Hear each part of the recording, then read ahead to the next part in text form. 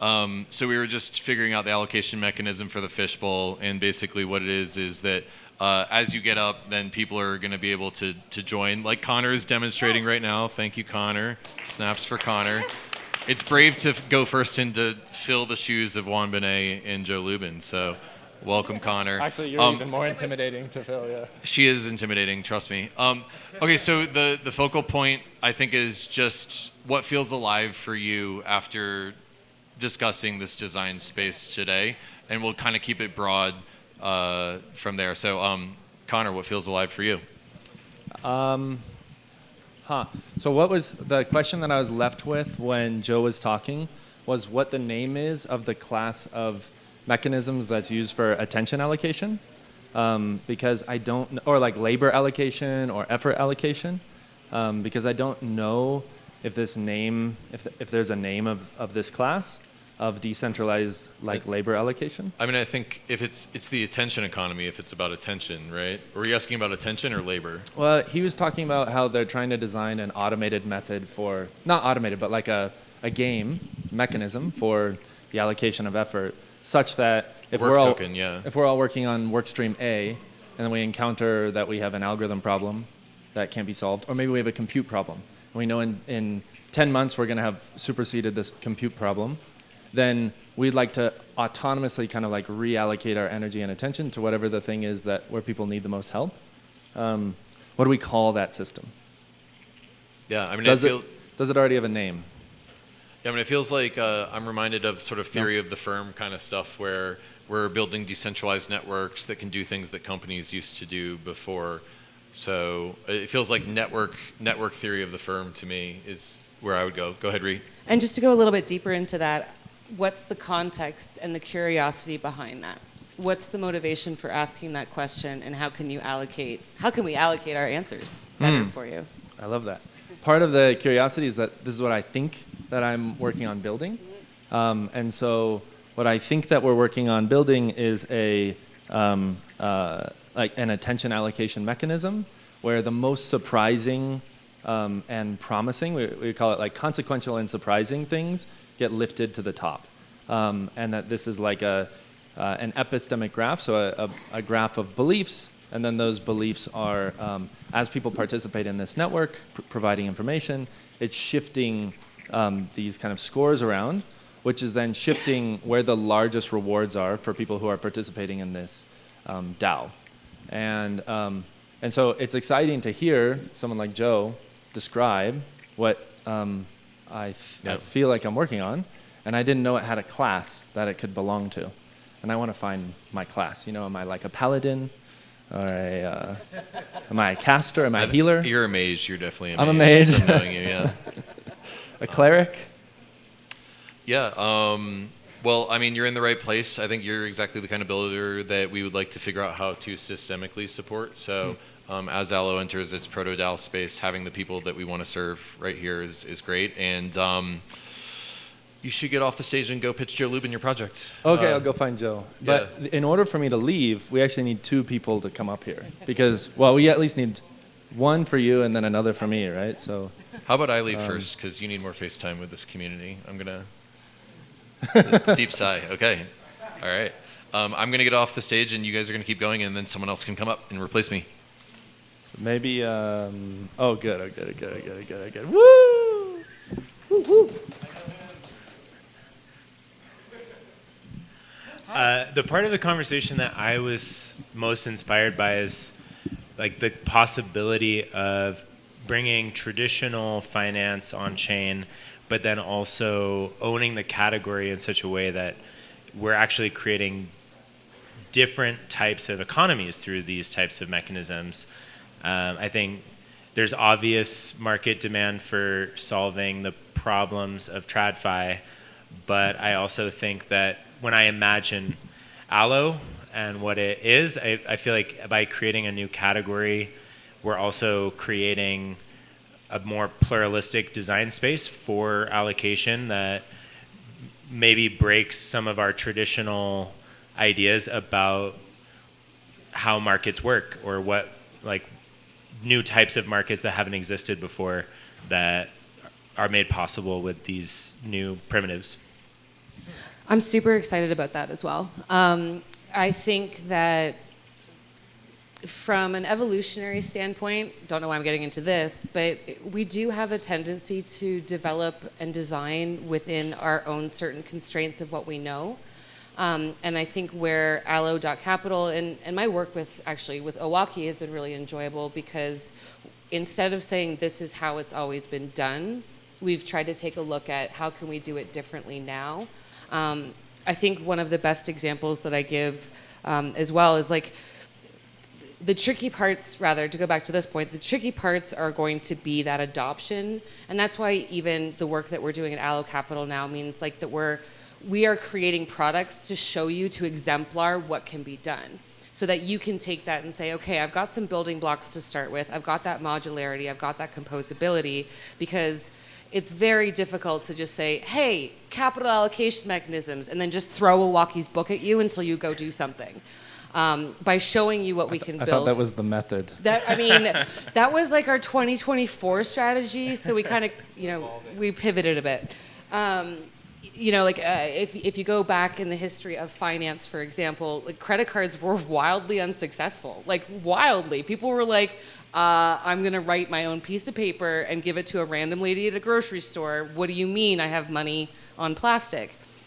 So by exemplaring and doing some of these new ways of building things, we can create exactly what you said, like a new financial markets. We can, and Joe had mentioned something about this as well as Juan Benet, like that version of not just being Web 2.0, Web 3, but Web 2.5, and starting to create and make the rules, and not just say, okay, well, PayPal's going to use a stable coin now or launch a stable coin, but start to force some of these institutions to come to us to have that conversation with the knowledge that we know how to do these mechanisms. So, what do you think, Connor? I think that mostly, it's not clear to me yet why people are going to pass through kind of our values, and why they're not just going to take the work and then go and do their own thing in their own way. And I even see this with kind of new networks that are coming up, is that they're skipping.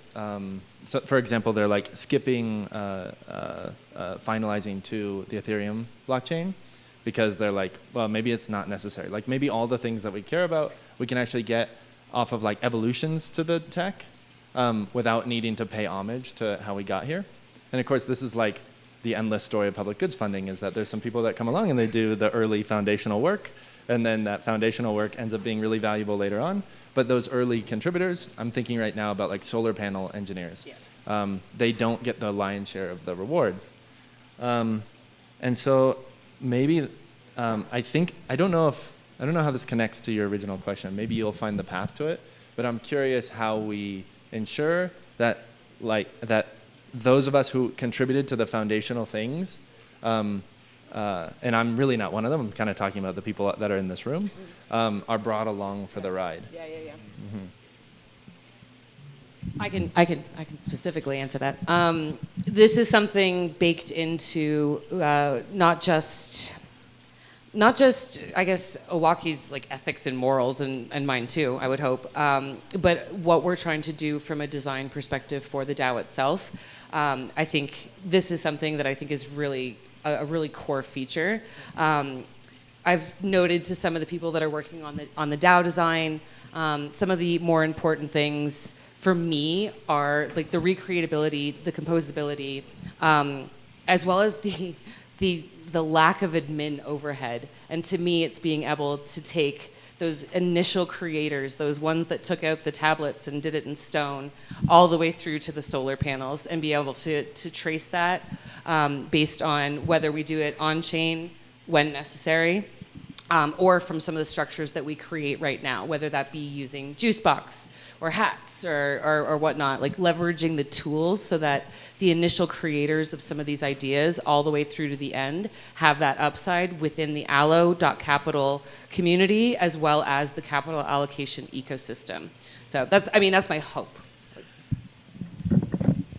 Yeah, I think this is where tokenization is a really powerful mechanism, in that previous eras of capitalism, capitalization require enclosure in order to derive that value.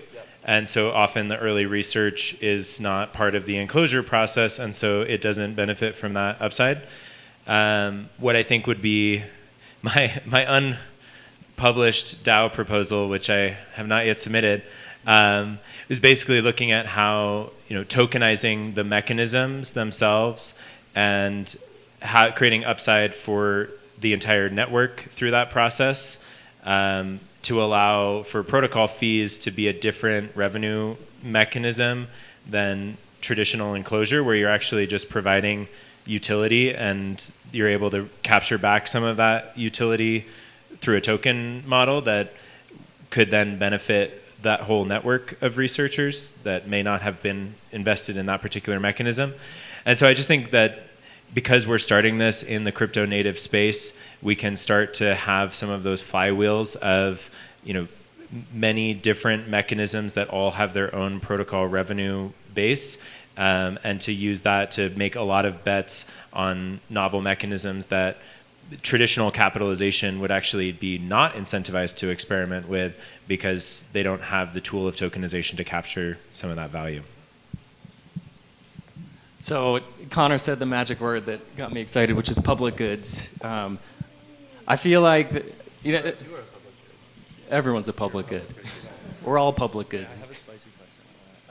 So I think some people hesitate to use that word because, at least when you're talking about anything that anyone would ever want to invest in, and I think it's a really important distinction because when we're talking about capital allocation, we're not really talking about private goods, because private goods have a very naturally well-designed capital allocation, which is that when people want something, someone builds it and they sell it to them, and the person who wants it buys it. And we have this really beautifully flowing system where people can come up with an idea, they can share equity for that idea, and if it pays off, if they're right, and people do really want it, then they'll buy it, and those people all get paid accordingly. So as we look at public goods and at the stuff that we're building, I don't have an answer for this question of like, how do you reward the founding fathers of the US for the work that they did making the Constitution or whatever, but I think it does help to at least look at the existing public goods funding mechanisms that we have in the world today, be it taxes. The one I'm most excited about is endowments. The sovereign wealth endowments, those seem like really powerful public goods funding mechanisms. So I think that's kind of where I like to look when we're looking at these problems. Nice, thank you, Paul. I wanted to pop up with a little bit of a celebration. Is like a 1-year-ish anniversary for the introduction of MicroFi into the space. Snaps. I want to shout out our homies Jeff Emmett and Jessica Zartler. They couldn't make it this year, but this is actually the window that inspired everyone's favorite MicroFi stickers. If you want one, I've got a few that we printed over in Thailand. They've got some improvements around the edge, you'll see. But I just wanted to pop in with this because I feel like it helps give a little bit of shape to what we're trying to do here with Allo, right? And just invite you into thinking about each of these mechanisms like a type of mushroom, right? And every different type of mushroom has a different way of being situated and of connecting across the ecosystem, pulling a certain kind of resources, working with a different group of stakeholders and getting those resources to where they're needed. And so I kind of see the shape of this thing as kind of like this 3-ring object here. I don't even know what to refer to it as, but it looks nice. Like in the center, I see kind of the capital, right? We've got a pool of funds that's there for us to democratically allocate throughout our own ecosystem. And then we also want to grow that base by investing in the mechanisms that we innovate and in the implementations of those mechanisms, because there's a lot of cases where that generates a lot of capital efficiency that's not possible without them. And so around the center in the middle band there, I see the software development core and all of the mechanisms and the product development and the incubation around that stuff. And then the outer ring I see as the researchers, right? They're out there on the edges, sensing and sense making, finding those possibility spaces and vectors for, something to cohere and start to activate that channel. So wait, can you give me some more context on the 3 rings? Right. So if you will, please refer to my proposal. The value flow compass is a Canvas tool that I self-made on the basis of a number of token model designs that I did back in the day. And it is organizing the fields of inquiry based on the elements that you encounter in any co-productive process, right? So it's broken up into 4 quadrants. One is for co-producing value. Then you are delivering value to your customers. Then you are recovering value from those customers. And then you're managing that value back to your collaborators. There's a few more fields involved in all of that, but that's the kind of co-sensing there. And so what I'm hoping that we can do is to use this kind of set of fields across the 3 main lanes of activity in Allo, right? Which is research, doing the sense making, creating more safety for those people who are interested to learn more, de-risk, and be willing to do experiments. Then the software dev core is working with those types to develop those products, gather those requirements, refine those mechanisms, and then we have a source of capital that we can use to accelerate the development of those products, and then again, their implementations. So I could kind of see the organization being like these 3 circles, in that you've got the capital at the core, you've got the products kind of orbiting around that, and then you've got the researchers out on the edges doing the sense making and starting to bring in new ideas closer to it. I like that. I also like the mushroom, the Jeff Emmett and Jessica Zartler's Myco-Phi. I love that. Do you guys consider Allo to be the mushrooms or the trees in that metaphor?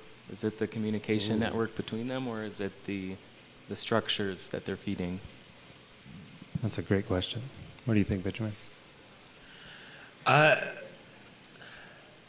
think it's probably more the underground mycelial web that connects the different trees, with capital pools being the different organisms within the ecology, and how do we connect those?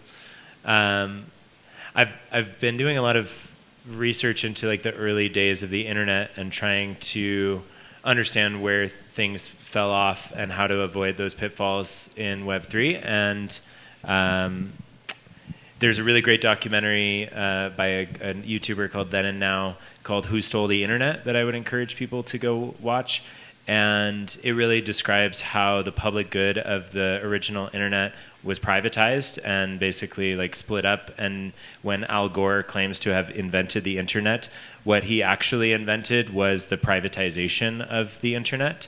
And I think we've seen with Web 2 and surveillance states the result of that enclosure and capture. And so I think public goods funding is an existential requirement for the success or failure of Web3 as a whole. And yeah, I don't think anyone's really solved for how to reward the people who are building those underlying mechanisms. But I think we can look to the past of where privatization failed to create shared infrastructure that was collectively owned, as a template for things that we could try to avoid. Also, I think I'm gonna hop out and you stay up here. That was the order. It can be a flexible fishbowl Okay. also. All right. We're not super rigid about it. Okay. Seems like we got plenty of shy people in here. I know too many gigabrains for there to be this few participants in the fishbowl. Mhm. Come on up, Mark. You don't raise your hand, you come up. Yeah, Yeah, it's you just gotta fishbowl. come take the seat. I had a take, but now I'm wondering, Zachary, since you're up on stage, if you want to go first. I had a dream the other night. And in the dream, this was after seeing Allo work in action at the general forum on Ethereum localism. Seeing people come together, strangers, normies, allocating funds toward projects without any complication, just it worked. And that night I had a dream, and everybody in the dream was like, you know how people are like, oh, Venmo me? Like you go out to get pizza, and it's like, oh, we'll Venmo so-and-so. Venmo me, my money, my wallet. But it was like, we allo. And people were alloing each other and alloing together. And allo in the dream was a plural kind of money. Very much like what the brilliant Will Ruddick has dug up from the motherland of the practices of commitment pooling that existed before even money. That this is how we understood things. This is how we related. And so that's a simple provocation and an idea and a dream and a vision that we can create something that is a simplified form of that commitment pooling protocol where we are able to pool into a shared wallet, a shared flow, a shared pool of commitments, like a basket where we're all feeding into it and then we pull from it as we need. Like when we eat the pizza, instead of one person just sort of absorbing the cost, we're able to allo the pizza to everybody. And as Will was saying, the pizza company could become a part of that allo as well. And basically it becomes a splitter for various value streams to converge rather than trying to get everybody on the one money to rule them all. I love that. I'm going to start more of my talks with I had a dream. I think someone smart did that once. Well, it's just me and you now. What should we do? Great question, bro. DAO design? Designs, yeah. I don't think I can allocate that way Love you, at bro. this time. Yeah. Not right now. Yeah, I mean, I think that maybe we could talk about what's after 226 and what are we doing next. So what's alive for me right now is a couple things. As we continue along with this journey of figuring out what we're doing with Allo, I have a couple things that I really want to make sure that remain in focus for me, especially as we're exploring these different DAO design proposals. The first is that if you look at the heritage and lineage of my work, it wouldn't have been possible without Gitcoin. And so I just want to say thank you to everyone who supported Gitcoin, either as a contributor to the DAO, contributor to the grants rounds, or if you're an investor in any capacity of your time, attention, and work and effort, it wouldn't have been possible without Gitcoin. And so to the people who are still full-time working on Gitcoin, snaps to you. I think that you're doing really great work, and I just appreciate you. I'm going to continue to be involved as a steward, but a lot of my brain cycles will be focused on Allo. And I'm really focused on finding a 3-3 between Allo and Gitcoin, where we're interoperable from a technological, social, and economic layer. And if we do launch an Allo DAO, which I'm not committing to at this point, but if we do, I think that we'll allocate a lot of Allo to Gitcoin because that's our heritage. And I'm just so thankful to them for giving us this opportunity to spin out and hopefully make them proud. And we've had a couple spin outs at Gitcoin, some more successful than others. And Passport just got acquired by Human.Tech. Congratulations to them. They're not here anymore, but Kyle and Jeremy, if you were there, I'm coming for you. We're going to be the most successful Gitcoin spin out to date. So count it on camera. Oh, shit. They're trying to You build went to from singing their praises to be like, we're coming for you. That's fantastic. That was real quick. Be careful, I'll turn on you. Did they call you a too. communist on the internet? Is that what happened? Okay, I said I was going to focus on revenue next, but you mentioned communism, and so now the rest of this panel will be a rant about Amin Soleimani. The fact that today came together when this is what we're like every single day is actually pretty mind-blowing, just so everyone knows. We complement each other in a very profound way, and I think that it's great to work with you, Ree.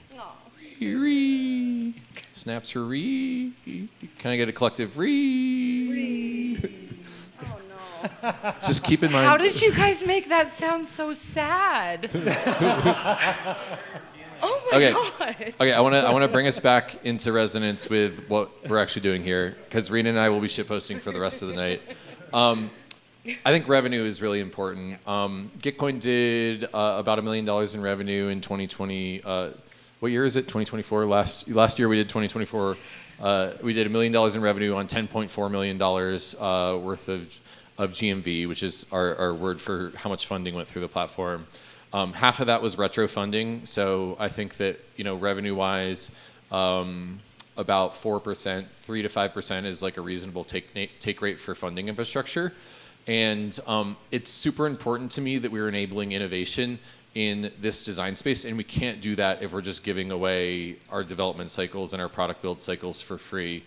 And so I'm focused on a 3-3 with Gitcoin. I'm focused on revenue, and I think that by having maybe a higher take rate when a new allocation mechanism is invented, and having it level off around 2 or 3% about the take rate of the Visa MasterCard network, we can actually enable investment into these things and enable innovation and accelerate into the future. And so revenue is a focus for me with Allo, and doing builds that will actually be able to have a take rate.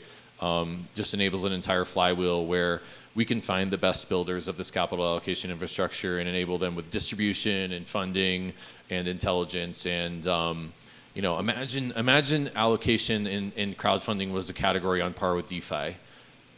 Holy shit, what kind of public goods funding stuff would we build out there, and how many good causes would we allocate to? And so that's the structure that I'm focused on coming into being, and I've realized that you can't do it without revenue. So that's another thing that's in focus for me as we review the DAO design proposals. It was groundbreaking when that happened. Yeah. Holy shit, we need revenue to do this. Yes. Well, when I grew up as a communist, they never told us that things had to make money. I just always thought the state would give us money. That's what's in focus for me, but I've been riffing for a bit. Rena, what's alive for you? I mean, I could keep on going with what you just said. I think, especially this week, in having conversations with a lot of you that are participating in the community, as well as the DAO design proposals, it's just been really great to, one, see through some of have the live feedback and see through some of the holes that myself or Owaki might miss. We've made the joke, and I still stand true to it, that this contest and what we're trying to do at Allo in terms of the pillars for our research, our / intelligence, and our builders is to enable this community to thrive under its own ethos, not just myself and Owaki. I'm fully sliding into the bog in a couple of years, never to be heard from again. Can't wait. Love your hair. Hope you win. Bye. Go ahead. Go ahead. I just didn't know you could do that. Just gonna keep launching stuff until I'm just gonna, we create a unicorn. Yeah. Yeah, but I mean, I think progressively decentralizing it is going to be really, really powerful. Yep. We've actually got a mechanism called Allo domain allocation that we're working on, which is basically going to be a way of enabling us to progressively decentralize the funding of the Allo ecosystem from myself and Rena out to more distributed mechanisms. And I think that the path to progressive decentralization, and DAOs have been involved in the past, has been a little bit rocky. And by having a formal mechanism for doing that in the beginning, I think that'll really enable us to do that. I won't go into the bog. I think I'll probably join a commune or something. You can visit the bog. I'll have a guest room. Okay, great. Eco villages are in, yeah. We might join a network state or something like that. Or what do we call them now? Coordinations? Collaboration monsters, yeah. And look, nothing here is perfect. I know that I've said this verbatim to some of you. I don't want perfect to be the enemy of done. I think that there are emergent theories that we've seen in the DAO design. There's lots of things that people get really excited about, and it's fantastic. And I have to be that jerk that tells them not now, later, or you can't have McDonald's. We've got McDonald's at home. But you can't have Futurkey. We've got Futurkey at home. And these will happen eventually. And what I've learned over my tenure at Gitcoin and now here at Allo.Capital is this version of decentralization for decentralization's sake. And then, of course, the time it takes to do it right. By the time that you're even doing it right, you're not even shipping it anymore.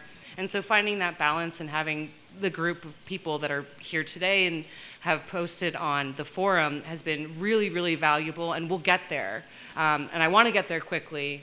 I want to get there efficiently, I think. I want to allocate my time efficiently to get there. And so looking forward to all of you pushing back when you think I'm being a jerk, or we're not having the best ideas, and then helping to create some of these, but with momentum and moving forward and shipping mechanisms and research and guilds and pods and swarms and all the things that come along with being in a DAO, or whatever we're calling this, proto DAO. Dumpster fires. Dumpster fires, yes, I like that. One thing the thing that got me to come back up here, is maybe the last thing I want to say, is that I have so much respect for Gitcoin. Gitcoin was a lot of what got me into this space in the first place. The vibes and the community, like this is the part of Web3 that I feel most at home in, and so it's attracted those values-aligned people to help collectively move this space in a direction that's less dystopian than some of the degen stuff. No shade on degens, but like, yeah, shout out for Gitcoin for creating this part of Web3 that now we all get to be part of. And what's that? Co-creating. Yes, co-creating.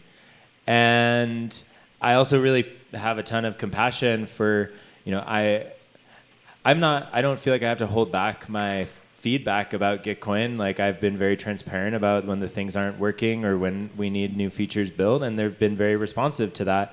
And I feel like Gitcoin has carried a lot of the UX challenges of the entire space because it's where a lot of people who are encountering Web3 for the first time make that contact. And so it's actually put an unfair kind of burden on Gitcoin to be like the whole bridging thing. It was like, oh, we hate Gitcoin because bridging sucks. It's like, no, you hate bridging because it's a horrible UX for first-time people coming into the space. And then they actually built a really great bridging function into Allo, into GrandStack that solved that problem. Yeah. And yet that's the kind of uphill battle that I feel Gitcoin has had to fight because of its relative position in the ecosystem. And so my hope for Allo, because I work with a lot of traditional philanthropy, I feel like government funding and philanthropic funding are spaces that are reluctant to go on chain and yet have some of the most benefit to gain from going on chain. And I think that with Allo being able to be that Web 2.5 bridge, we could actually open up access to new pools of capital, because I think right now, as a impact person in Web3, I've grown very disillusioned very quickly with having to compete for L2 foundation funding, and that they basically turn that spigot off as soon as it's not part of their marketing budget anymore. And so I need to go after other pools of capital, but I don't yet have the tools to translate in the way that they're comfortable allocating to move that on chain. And so I think Allo as a bridge, as a connector, being able to open up new pools of capital by building bespoke technology specifically for them that help create the trust necessary to bridge that capital on chain. That, to me, is the thing I'm most bullish about with Allo, and I think is a differentiator between Allo and Gitcoin that will be very synergistic and help Gitcoin evolve as well. Yeah, completely agree. Do we want to do a Q&A, you and I? Oh, no, you don't. Okay. Kind of. Don't leave me alone. But 10 more minutes, then we're going to take a break. So we were trying to show you guys a video from what we were creating over the weekend, and Benjamin and I were hacking out some manifesto, and this is just what Otter AI snipped together out of a basic structure in our quotes. So I'm just going to read this to you.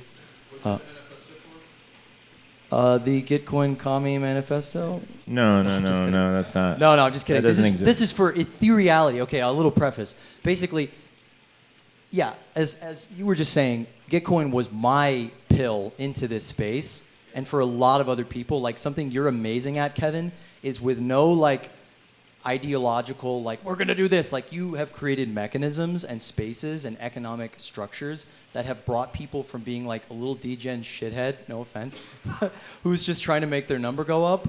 And within like 3 months of like listening to your podcast and like looking at comic books and like knowing about Moloch, they're like, oh, we're gonna create the Ostrom Commons and we're gonna create mycelial networks. And it's like, this is the whole theory of change that I've been seeking for so long in the activist world, in the change the fucking system world, that is actually very effectively happening in this space, because we're changing the techniques, we're changing the structure, and out of that, new ideas are being generated.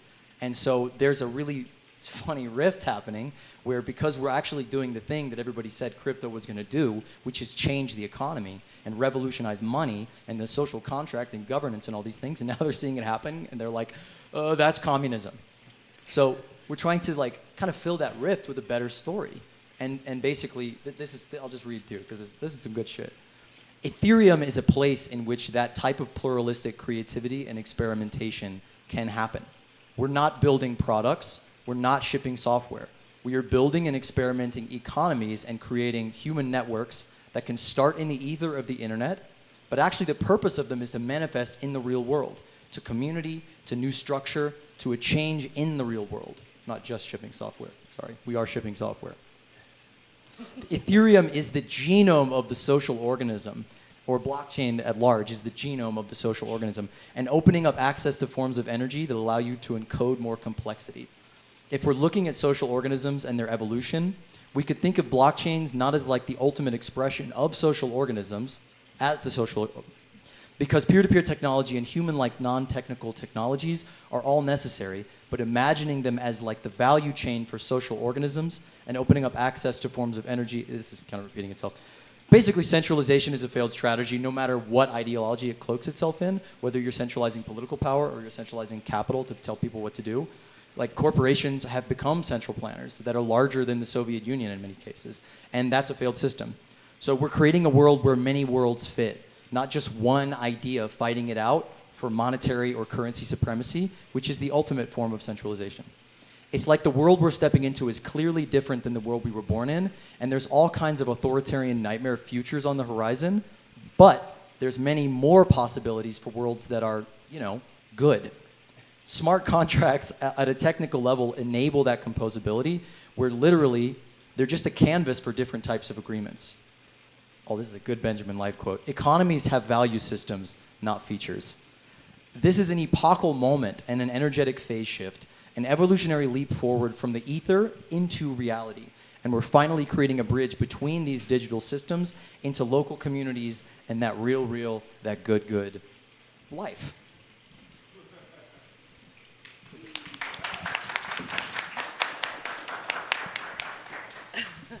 Thank you, Zachary. I liked that, and I also liked I Had a Dream. That was a good one also. So I think that we're going to wind down the Fishbowl now, and we're going to take a 15-minute break or so, and then we'll be starting to get into closing ceremonies. So Rena, anything that I should say before we do that? You got it, boo. Okay. All right, so let's take a 20-minute break, and then I'll see you back here for closing ceremony in about 20 minutes. Thank you.